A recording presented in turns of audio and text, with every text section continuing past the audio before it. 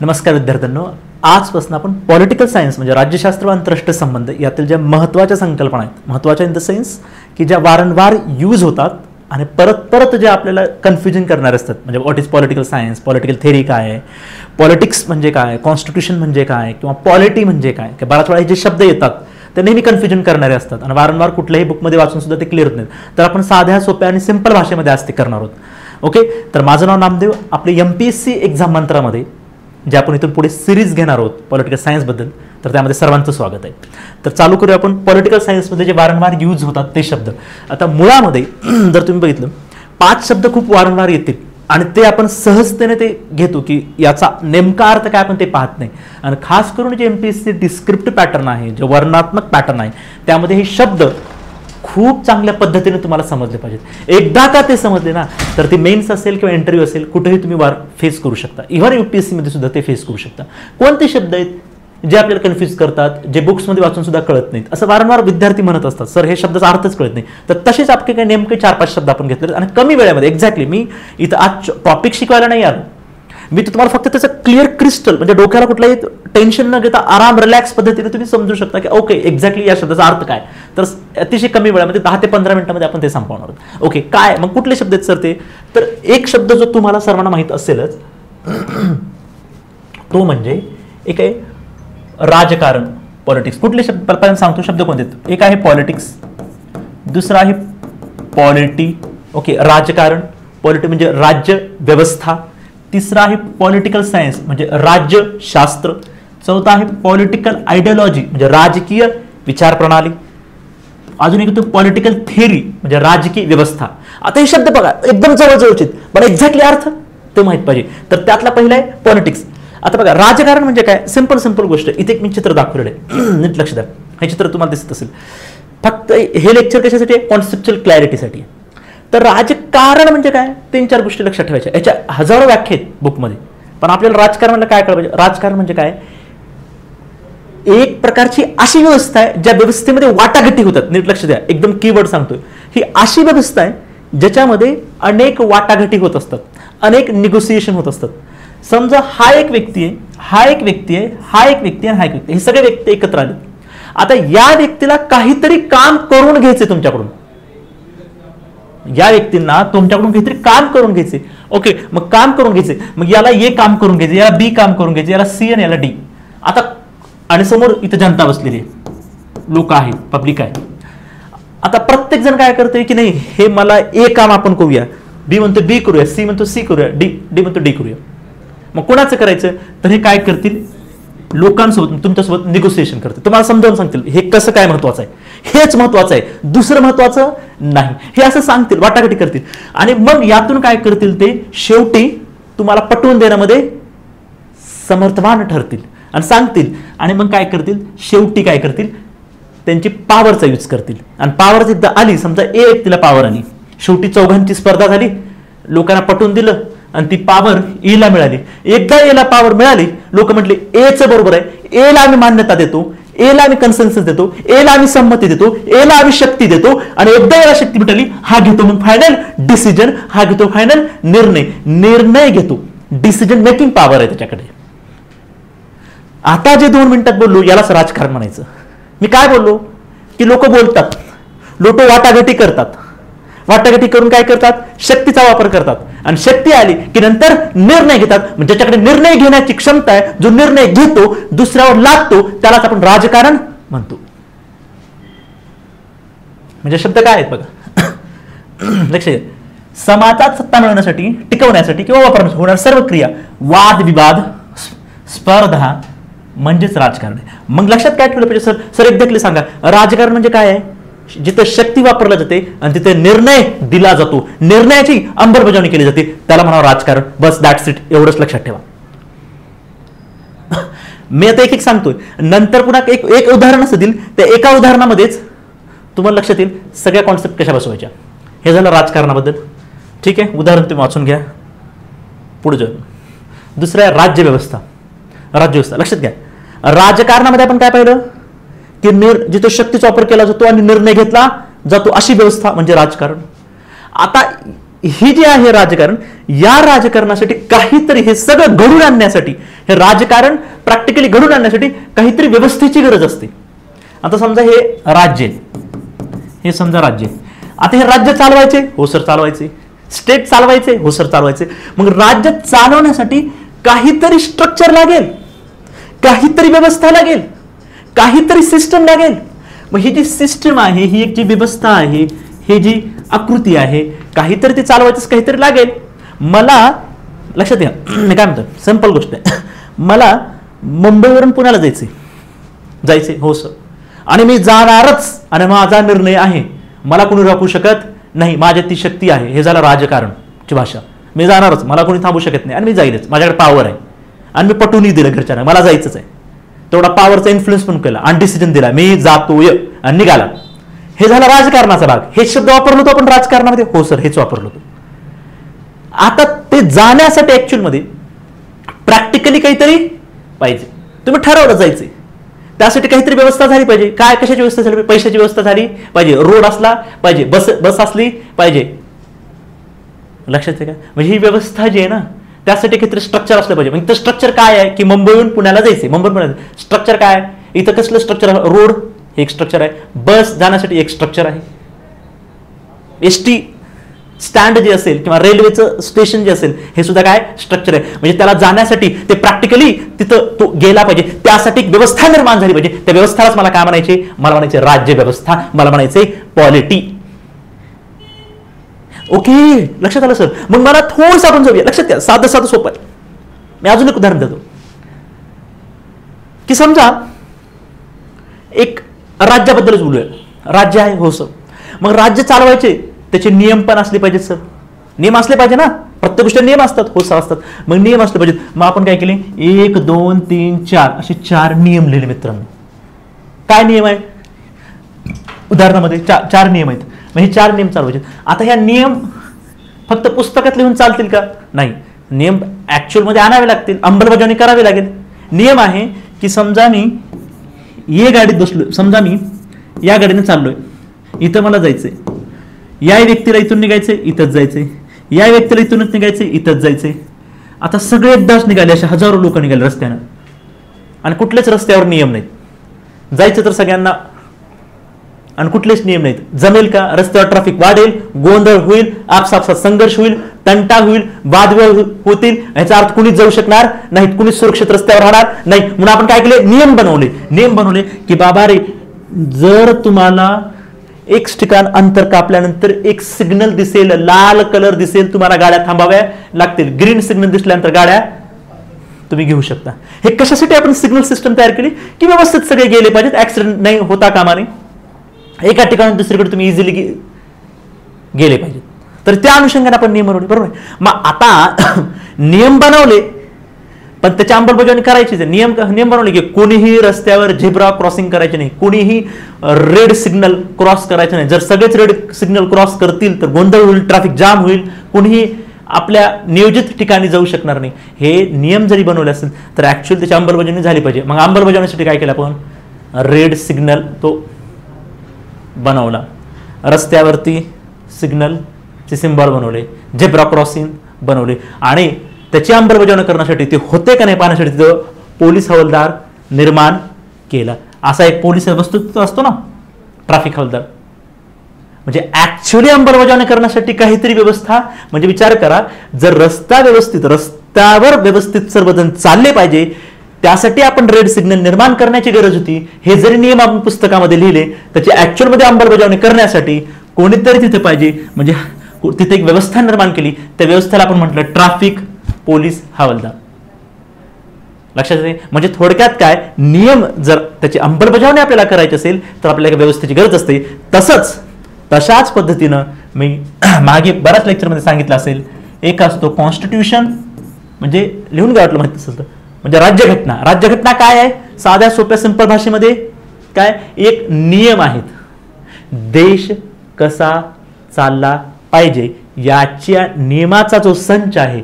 Simple मी काय सांगितलं, देश माझा देश आहे, माझा देश कसा चालला पाहिजे, त्याचे काय नियम असले पाहिजेत, देश कोण चालवणार, कसा चालवणार, काय पद्धत असणार, किती काळासाठी चालवणार, या सगळ्या देश चालवण्याचा नियमाचा जो संच आहे ते म्हणजे कॉन्स्टिट्यूशन, म्हणजे राज्यघटना आहे. मग आता हे नियम जर त्याची अंमलबजावणी करायची असेल तर त्यासाठी काहीतरी व्यवस्था प्रॅक्टिकल ग्राउंडवर तयार करणं गरजेचं आहे. त्यालाच म्हणायचं राज्य व्यवस्था. राज्य चालवण्यासाठी जी निर्मिती केली जाते, जी व्यवस्था निर्माण केली जाते, जे स्ट्रक्चर तयार केलं जातं, जी सिस्टम तयार केली जाते, जी व्यवस्था तयार केली जाते ऑन ग्राउंड प्रॅक्टिकल लेवलला मला हे राज्य चालवायचे, त्यासाठी जे जे तयार करावं लागेल, जी जी संस्था निर्माण करावी लागेल, जे जे व्यवस्था निर्माण करावी लागेल, त्याला मला म्हणायचे राज्य व्यवस्था. मग सर मला समजलं, मग मला देश चालवायचा आहे, देशाचे नियम आम्ही एका पुस्तकामध्ये लिहिले, त्या पुस्तकाचं नाव तुम्ही राज्यघटना सांगितलात. मग आता त्या नियमाला अंमलबजावणी जर करायची असेल ग्राउंड लेवलला, प्रॅक्टिकल लेवलला, तर मला संस्था निर्माण कराव्या लागतील. सर मला नियम बनवायचे, नियम बनवण्याचे अधिकार हे संसदेला दिलेत, तुम्ही सांगितलं. या राज्यघटनेमध्ये एक नियम सांगितला आहे की नियम बनवले जातात देश चालवण्यासाठी, आणि ते बनवायचा अधिकार संसदेला आहे. माहित नसेल संसद तर सोडून द्या, फक्त लक्षात ठेवा संसदेला आहे. असा नियम बनवला. आता एवढं बनवून चालेल का, नियम बनतील का नाही, त्यासाठी संसद निर्माण करावी लागेल. त्यासाठी ते नियम बनवण्यासाठी संसद नियम बनवेल, हे जरी राज्यघटनेमध्ये, हे जरी कॉन्स्टिट्यूशन मध्ये सांगितलं असेल, तर प्रॅक्टिकल लेवलला फक्त एवढं लिहून चालणार नाही, त्यासाठी तुम्हाला ते संसद बनवावी लागेल. मग संसद सुद्धा काय एक स्ट्रक्चर आहे, संसद सुद्धा काय एक व्यवस्था आहे, नियम बनवण्यासाठी एक व्यवस्था आहे. मग संसद आपल्याला तयार करावी लागेल, आणि जेव्हा ही संसद आपण तयार करतो त्याला म्हणायचं राज्य व्यवस्था. ही अशी संसद दिसत असेल तुम्हाला संसद. मला शहरातले गुन्हेगारी सगळ्यांना न्याय मिळाला पाहिजे, हा नियम आहे. मग न्याय मिळवण्यासाठी आपल्याला एक स्ट्रक्चर, एक व्यवस्था तयार करावी लागेल. पोलीस नावाचं आपण स्ट्रक्चर तयार केलेलं आहे, बरोबर आहे.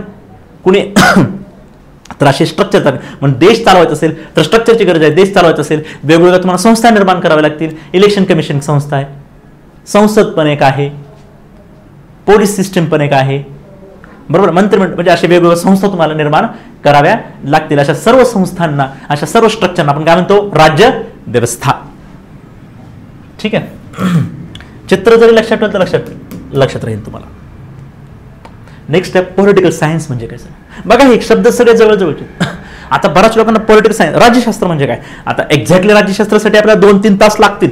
जेव्हा आपण आता त्या काळामध्ये आपली बॅच चालू करतो त्यामध्ये अजून डिटेलमध्ये करणार आहोत. मी आज तुम्हाला कमी वेळेमध्ये प्रयत्न करतोय, कारण ऍक्च्युली हे असे शब्द आहेत 3-3, 4-4 तास बोललं तरी हे शब्द लक्षात येत नाहीत, आणि परीक्षेत वेगळेच काहीतरी पाठ करतो, डोक्याला त्रास होतो, परीक्षेच्या टायमाला विसरून जातं, प्रेशरमध्ये लक्षात येत नाही. म्हणून मी नेहमी म्हणतो फक्त शब्दाला समजून घ्या, कुठलेही टेन्शन न घेता रिलॅक्स पद्धतीने तुम्ही एक्झाममध्ये लिहू शकाल. त्यामुळे समजून घ्या. बघा आता पॉलिटिक्स सायन्स काय आहे, नेमकं काय. राजकारण, राज्यव्यवस्था यांचे पद्धतशीर आणि वैज्ञानिक अभ्यास.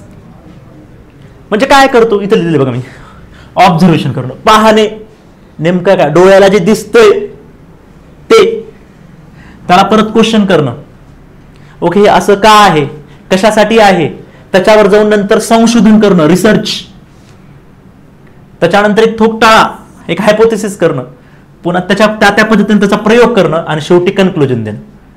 याला म्हणायचं पॉलिटिक्स सायन्स. म्हणजे काय, पॉलिटिक्समध्ये काय, राजकारणामध्ये ज्या काही घटना माझ्यासोबत घडतायत, आजूबाजूला जे घडतायत, आणि आतापर्यंत काही घडलं असेल तर ते जवळ ठेवणे, जे काही घडलं त्याचा पूर्ण तपशील, त्याचा अभ्यास करून ठेवणं, आणि त्यानंतर आता काय घडायला लागलेलं आहे, कसं घडतं त्याकडे डोळे ठेवून व्यवस्थितपणे त्याकडे एक अभ्यासू दृष्टिकोनातून ते पाहणं, त्याचे तपशील, त्याचं रिसर्च करणं, त्याचं अनालिसिस करणं, त्याचं ऑब्झर्वेशन करणं, त्याचा हायपोथेसिस क्रिएट करणं, त्याचं एक्सपेरिमेंट करणं, आणि त्यातून जे काही मिळतं मग त्यातून एक प्रकारे तुलनात्मक अभ्यास करणं.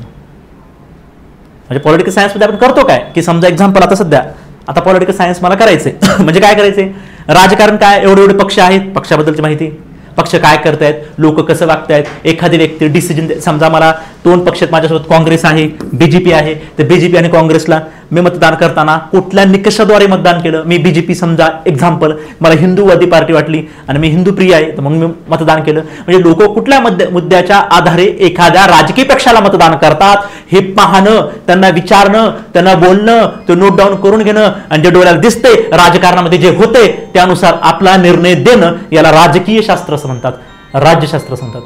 म्हणजे राज्यशास्त्रामध्ये मुळामध्ये जर तुम्ही अभ्यास केला तर मुळात तुम्ही कशाचा अभ्यास करताय, तर वेगवेगळ्या ऑब्झर्वेशन करताय, डोळ्याला दिसते ते अपडेट करताय, तुलना करताय. अमेरिकेत काय घडते, अमेरिकेमध्ये जेव्हा मतदान होतं तेव्हा ते कुठल्या पद्धतीने करतायत, भारतामध्ये जेव्हा मतदान होतं तेव्हा ते कोणत्या पद्धतीने करतायत, अमेरिकेमध्ये जेव्हा होतं ते कोणत्या कोणत्या निकषाद्वारे एखाद्याचं मतदान करतात किंवा ते निर्णय देतात, आणि भारतामध्ये जेव्हा होतं तेव्हा कोणत्या निकषांकडे पाहून एखादी व्यक्ती मतदान करतो. म्हणजे प्रॅक्टिकल लेवलला राजकारणाचा अभ्यास करणं हेच तर आहे राज्यशास्त्रामध्ये. ठीक आहे. आता याला जेव्हा आपण PSI कडे बॅच करू तेव्हा आपण ह्याला बरेच लेक्चर आपल्याला आपण त्यावर टाकतो आणि त्यानुसार तुम्हाला अजून लक्षात येईल. नेक्स्ट.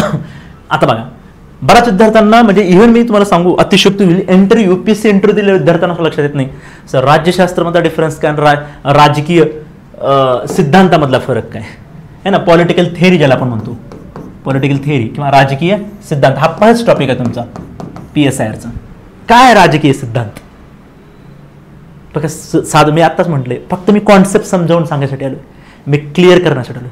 काय राजकीय सिद्धांत? राजकीय सिद्धांत शब्दाचा अर्थ असा आहे, एक शब्द लक्षात ठेवा, फिलॉसॉफी, एवढा शब्द लक्षात ठेवा. Philosophy, values, morals, moral philosophy behind the any politics और पॉलिटिकल ऍक्शन. कोणत्याही राजकारणाकडे किंवा राजकीय कृतीकडे त्यामागचा मॉरॅलिटी पाहणं, त्याची नैतिकता पाहणं, त्याचं तत्वज्ञान पाहणं. म्हणजे राजकारणाकडे एखादी राजकीय कृती घडलेली आहे, अचानकच पक्ष फुटला, असे घटना आली, मग त्याची पॉलिटिकल थिअरी लिहा म्हटल्यानंतर काय लिहिणार येत नाही आपल्याला, कारण आपल्याला पॉलिटिकल थिअरी कळलंच नसतं. आपण काय करतो, पॉलिटिकल थिअरी चांगल्या नोट्स 4 पॉईंट लक्षात ठेवा आणि जा. आणि मी असं म्हटलं, political theory behind the latest Maharashtra's coalition government which is recently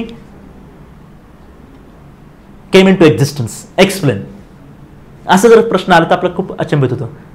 ठीक आहे, राज्यसेवेला एवढे लेवलच्या डिफिकल्टी येणार नाहीत, पण UPSC करणाऱ्यांतर 100% आहेच, पण राज्यसेवेला सुद्धा येऊ शकतात. आपण तयार पाहिजे ना, लक्षात येते का? मग काय राजकीय सिद्धांत म्हणजे काय?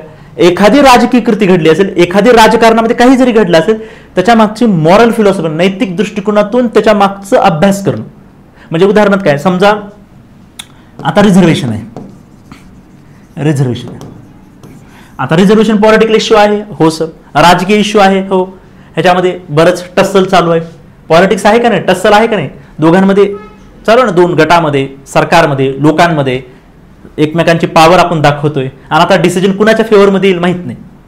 आताचा जो OBC रिझर्वेशन असेल, मराठा रिझर्वेशनचा इश्यू असेल, हा एक इश्यू आहे. आणि या मागचं पॉलिटिकल थिअरी काय म्हटल्यानंतर काय लिहिणार नाही कळत आपल्याला, काय लिहिणार. तर याच्या मागचं काय बघायचं, मला याची पॉलिटिकल फिलॉसॉफी बघायची, की बाबा पॉलिटिकल फिलॉसॉफी बघणं म्हणजे काय, तत्वज्ञान बघणं. आणि तत्वज्ञान बघणं म्हणजे थोडक्यात काय, मॉरॅलिटीकडे जाणं, नैतिकतेकडे जाणं. याच्या मागची नैतिकता तपासून पाहिजे, की खरंच रिझर्वेशनची गरज आहे का. रिझर्वेशनची गरज आहे म्हणजे काय, खरंच यामुळे लोकांना न्याय, जस्टिस मिळेल का. यामुळे लोकांना समाजामध्ये जर समजा एका पक्षाला दिलं आणि दुसऱ्या पक्षाला नाही दिलं तर समानता असमानतेचा प्रश्न निर्माण होईल का.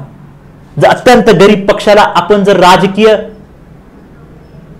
पोळी भाजण्यासाठी एका वर्गाला आपण दिलं, ज्यांना गरज नव्हती समजा त्यांना दिलं, तर त्यामुळे समाजात अन्याय निर्माण होईल का, त्या समाजामध्ये असमानता निर्माण होईल का. समजते.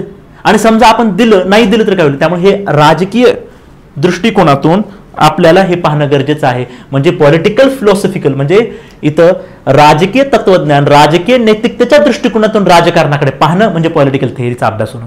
म्हणजे एखादी व्हॅल्यू आहे, इथं काय कशाचा विचार केला जातो, पॉलिटिकल थिअरीमध्ये कशाचा विचार केला जातो, पॉलिटिकल थिअरीमध्ये व्हॅल्यूजचा विचार केला जातो, मूल्यांचा विचार केला जातो. न्याय, समता, स्वतंत्रता, बंधुता अशा दृष्टिकोनातून राजकीय कृतीकडे जेव्हा अभ्यास केला जातो तेव्हा राजकीय सिद्धांताचा अभ्यास केला जातो. काय दिले बघा इथं, राजकारणामध्ये मोठ्या कल्पना किंवा मूल्यांचा अभ्यास करणारी, ही महत्वाची मूल्यांचा अभ्यास करणारी राज्यशास्त्र उपशाखा आहे. म्हणजे पॉलिटिकल सायन्स पाहिलं, पॉलिटिकल सायन्समध्ये आपण सगळं पॉलिटिक्सचा अभ्यास करतो, वैज्ञानिक दृष्टिकोनातून पाहतो, डोळे होऊन पाहतो, वेगवेगळं कंपॅरिझन करतो, ऑब्झर्वेशन करतो. जेव्हा हे करतो ते करत असताना त्यातली एक महत्वाची शाखा आहे, ते कसं बघते, अरे असं घडलं, ओके. मग ते बघत असताना कसे, यार इथं अन्याय झाला का, इथं न्याय व्हायला पाहिजे होता, इथं अन्याय का झाला, इथं न्याय कसा निर्माण होईल, असमानता निर्माण झाली, समानता कशी निर्माण होईल, दोन हिंदू आणि मुस्लिम मध्ये राजकारण खूप जोरात चालतं, तेव्हा पॉलिटिकल थेअरी अभ्यास कसे करते?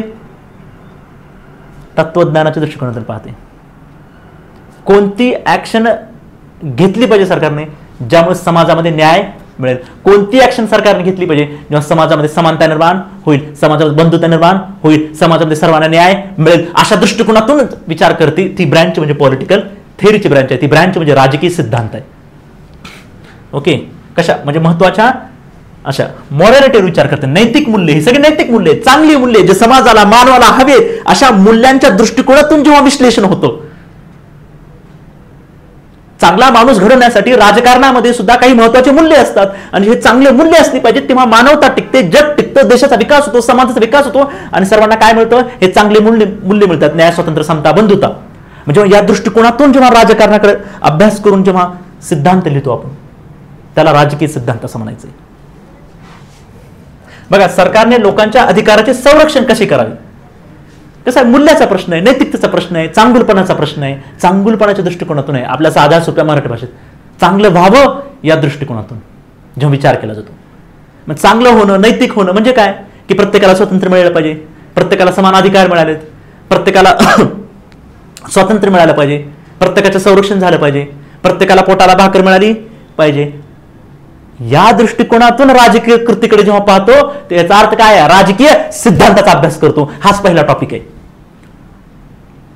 लक्षात येते नेमकं राजकीय सिद्धांत म्हणजे काय? हे जे शब्द सांगतोय परत एकदा नीट त्या शब्दांवर लक्ष द्या. एवढं जरी लक्षात येतं, कॉन्सेप्ट क्लिअर होतात तुमच्या. याला आपण डिटेलमध्ये पाहणार होतो मी म्हणल्याप्रमाणे जेव्हा आपलं ऑप्शनल चालू होईल.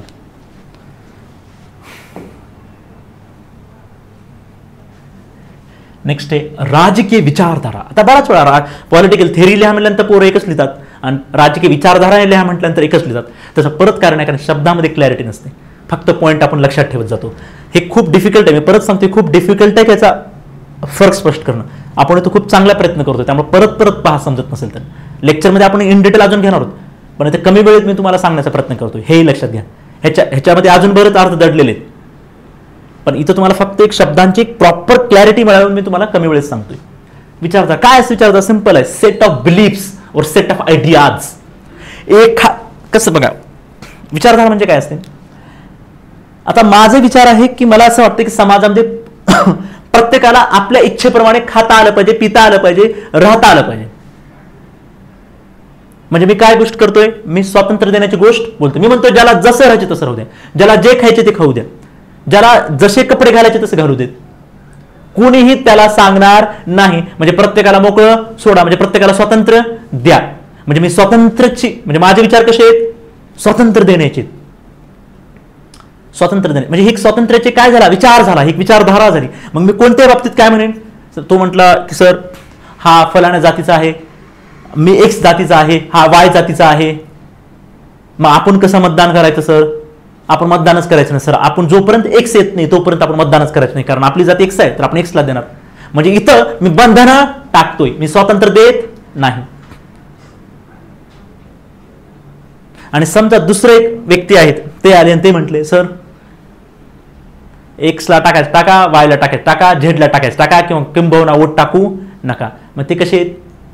स्वतंत्रता देणार आहेत. म्हणजे माझे विचार वेगळे झाले, त्यांचे विचार वेगळे झाले. मग यासाठी आपण काय, एक सेट ऑफ आयडिया, एक आपल्या डोक्यामध्ये कल्पना आहेत, एक आपल्या डोक्यामध्ये बिलीफ सिस्टम आहे, आपण त्या गोष्टीवर बिलीफ करतो. जेव्हा कळलं का, म्हणजे कसे विचार आहेत, कोणत्या गोष्टीला आपण मानतो, कुठल्या गोष्टीवर विश्वास ठेवतो, अशा विश्वास ठेवणाऱ्यांचा म्हणजे आपल्या ह्या गोष्टीवर विश्वास ठेवतो, त्याची एक काय आहे, एक संच केलेला आहे, तो विचारांचा संच आहे. तशा प्रकारचे विचार जेव्हा त्या प्रकारच्या विचारांचा जेव्हा संच करतो त्याला म्हणतो विचारधारा. म्हणजे उदाहरणामध्ये समजा आता इथं दिलेत आपण, कम्युनिस्ट आहे, लिबरल आहे, मॉडरेट आहे ना, फासिस्ट आहे, कम्युनिस्ट, साम्यवादी, लिबरल, उदारमतवादी आहेत. उदारमतवादी एक विचारधारा आहे, समाजवादी एक विचारधारा आहे. बऱ्याच विचारधारात आपण हे दोन मुख्य घेतोय. हे विचार काय आहे? विचारधारा म्हणजे काय? अरे ह्यांचे एक विचार आहेत, ह्यांचे काही विचार, ह्यांचे वेगळे विचार आहेत, यांचे वेगळे विचार, यांच्या विचार म्हणजे ज्यांना स्वातंत्र्य मान्य आहे, मग स्वातंत्र्य मान्य आहे त्यांचा एक विचार आहे, त्यांच्या विचारांचा एक आयडिया आहे, ओके स्वातंत्र्य असं. समाजवादी काय म्हणतात, नाही स्वातंत्र्य नाही महत्वाचं, ते म्हणतात समानता महत्वाची. मग समानतांचा विचार आहे, म्हणजे प्रत्येकाच्या काही आयडिया आहेत, त्या आयडिया ते मानतात. हे स्वातंत्र्याच्या आयडियावर विश्वास ठेवतात, हे समानताच्या आयडियावर विश्वास ठेवतात. म्हणून ह्या दोन वेगवेगळ्या विचारधारा आहेत. विचारधारामध्ये दुसरं तिसरं काही नाही, फक्त एक प्रकारचं काय आहे, एखाद्या, लक्षात घ्या शेवटचा पॉईंट, एखाद्या गोष्टीवर मी विश्वास ठेवतो, एखाद्या गोष्टीवर मी मानतो आणि त्याच गोष्टीला धरून मी काम करतो, त्याला म्हणतात विचारधारा. मी काही करू, माझ्यासाठी स्वातंत्र्य महत्वाचं आहे, मग स्वातंत्र्याच्या दृष्टिकोनातूनच माझे विचार येतील, त्याच विचाराला मानतो, त्याच विचारासाठी जगतो, त्याच विचारासाठी जीव पण देतो, ह्याच्या व्यतिरिक्त दुसरा विचार करत नाही. कारण माझे बिलीफ, माझा विश्वास, माझी श्रद्धा, माझी उपासना त्यामध्येच आहे आणि त्याच गोष्टीमध्ये, त्याच विचारामध्ये, त्या विचारा पलीकडे मी विचार करत नाही. मग तसे तुम्हाला चॅप्टर आहेत, चॅप्टर नंबर 8 उदारमतवादी विचारधारा. म्हणजे उदारमतवादी विचारधारा म्हणजे कोणता विचार आहे मग सर त्यांचा, कोणत्या विचारांचा संच आहे, कोणत्या गोष्टीवर बिलीफ करतात, कोणत्या गोष्टीवर विश्वास ठेवतात, कोणत्या गोष्टीवर श्रद्धा आहे, त्याच्या पलीकडे ते विचार करत नाहीत आणि त्यालाच घेऊन जगतात, त्यालाच घेऊन मरतात. मग कोणते आहे सर उदारमतवादी विचारधारेमध्ये, तर स्वातंत्र्य, स्वातंत्र्याचाच संच आहे, स्वातंत्र्यावरच विचार करतात, स्वातंत्र्याच्या पलीकडे बघत नाहीत आणि स्वातंत्र्यालाच महत्व देतात आणि स्वातंत्र्यावर विश्वास आहे. मी काय म्हटलं, सेट ऑफ आयडियाज किंवा सेट ऑफ बिलीफ्स, एखाद्या गोष्टींचा विचारांचा संच ज्यावरती अत्यंत निस्सीम भक्ती, विश्वास, श्रद्धा आणि त्यावरच विश्वास ठेवून चालतात. उदारमतवादी विचारधारा म्हटली तुमच्या लक्षात आलं पाहिजे, हे स्वातंत्र्याच्या पलीकडे बघत नाही, त्याच विचारावर जगतात. समाजवादी विचारधारा आहे, मग ते सर कशावर विश्वास ठेवतात, ते त्यांची कोणती आयडिया असेल, त्यांची एकच आहे, समानता समानता समानता, समानताच्या पलीकडे काही दुसऱ्या गोष्टीवर विश्वास ठेवत नाहीत. अशा पद्धतीचा चॅप्टर नंबर 8 आहे विचारधाराचा. ओके, समाजाने राजकीय दृष्ट्या कसे संघटित व्हावे याबद्दलची विशिष्ट आणि सुसंगत विचार प्रणाली. ओके, समाजवाद ही विचारधारा सांगते की संपत्तीचे समान वाटप झाले पाहिजे. हे यांचे विचार आहेत. उदारमतवादी स्वातंत्र्यावर भर देतात, स्वातंत्र्य, हे यांची विचारधारा. तुम्हाला पटत असेल तर जा, एकदा पटलं याचा अर्थ तुम्ही तेच, तुमचे ती विचार आहेत. मला नाही पटत, आता तुम्ही म्हटलं गावाकडे आणि शहरामध्ये बघा, गावाकडे तुम्हाला काय वाटतं, जास्त स्वातंत्र्याला महत्व आहे का मिळून मिसळून समानतेने राहणार विश्वास असेल, गावाकडे जास्त तशी प्रवृत्ती, शहरामध्ये कशी प्रवृत्ती, स्वातंत्र्य, जसं जगायत तसं जा, कुणाच्या मागे जायचं ते मागे जा, कोणत्या गार्डनमध्ये बसायचे तिथे बसा. म्हणजे शहरामध्ये तुम्हाला वाटतं उदारमतवादी विचारधारा दिसते. प्रत्येकाचे विचार आहेत, हा विचारांचा संच आहे, म्हणजेच विचारधारा. हा पूर्ण टॉपिक आहे. या टॉपिकला हे 10 लेक्चर तरी लागतात आपल्याला. आणि लास्ट आहे राजकीय दृष्टिकोन. राजकीय दृष्टिकोन, राजकीय दृष्टिकोन म्हणजे काय, दृष्टिकोन काय असं, दृष्टी पाहण्याचा, आपण कसं पाहतो एखाद्या राजकीय कृतीकडे. मग त्यासाठी म्हणजे काय, हे काय मेथड आहे. लक्षात, एवढा शब्द जरी लक्षात ठेवलं बस झालं. मेथड्स, पद्धती. राजकारणाकडे किंवा राजकीय घटनेचा अभ्यास करताना कोणत्या दृष्टिकोनातून पाहायचं, त्यासाठी कोणत्या मेथड्स वापरायच्या, कोणत्या पद्धतीनं त्या राजकीय कृतीचा, राजकीय घटनेचा अभ्यास करायचा, याला म्हणायचं राजकीय दृष्टिकोन. राज्यशास्त्राने अभ्यासक, राजकीय शास्त्राचे जे अभ्यासक असतात ते अभ्यास करण्यासाठी कोणत्या पद्धतीचा वापर करतात, कोणत्या मेथड्सचा वापर करतात, कोणत्या टूलचा वापर करतात. मग कोणत्या पद्धती आहेत, तर 2 आहेत, महत्वाच्या 2 आहेत. ऐतिहासिक दृष्टिकोन, ट्रॅडिशनल अप्रोच, आणि काय आहे वर्तणूकवादी, बिहेवियरलिस्ट अप्रोच किंवा नॉर्मलिस्ट, असे अप्रोच आहेत. 2 मुख्य अप्रोच आहेत, ट्रॅडिशनल आणि मॉडर्न अप्रोच, असे 2 मोठे अप्रोच आहेत. त्या अप्रोच म्हणजे काय असतं, एक दृष्टिकोन असतो, म्हणजे काय असतं, काही टूल्स असतात. म्हणजे कुठलीही गोष्ट अभ्यास करत असताना, राजकीय दृष्टिकोनाचा अभ्यास करत असताना, राजकीय घडामोडीचा अभ्यास करत असताना कोणत्या पद्धतीने करू बाबा अभ्यास, या पद्धतीने करू, सायंटिफिक पद्धतीने करू का नॉन सायंटिफिक पद्धतीने करू, परंपरा आतापर्यंत लोक ज्या पद्धतीचा वापर करत आले होते, ज्या साहित्याचा वापर करत होते त्याचा वापर करू का नवीन जे मॉडर्न पद्धती आहेत त्यानुसार अभ्यास करू. म्हणजे फक्त एखादी राजकीय घटना आहे, राजकारणाकडे पाहत असताना मी कोणत्या पद्धतीने अभ्यास करू, कोणत्या टूल्सचा वापर करू किंवा कोणत्या मेथडचा अभ्यास करू, याबद्दल जेव्हा बोललं जातं तेव्हा आपण म्हणतो पॉलिटिकल अप्रोच किंवा राजकीय दृष्टिकोन. तर मला वाटते कमी वेळेमध्ये फक्त मी शब्दाचा अर्थ सांगण्याचा प्रयत्न केलेला आहे. परत एकदा पहा, काय अजून डाऊट असेल याच्या व्यतिरिक्त अजून भरपूर शब्द असतात जे कन्फ्यूज करत असतात, तर आपण शॉर्टमध्ये याला डिटेलमध्ये लेक्चरमध्ये सांगणार आहोत. येत्या काळामध्ये तुम्हाला दिसतील पण ते पण क्लिअर करणार आहोत. पण आता आपण कमी वेळेमध्ये सांगण्याचा प्रयत्न केला आहे. याच्या कसं वाटलं ते पण नक्कीच कमेंटमध्ये सांगा आणि ह्याच्या व्यतिरिक्त काय असेल तर ते पण सांगा. Thank you very much.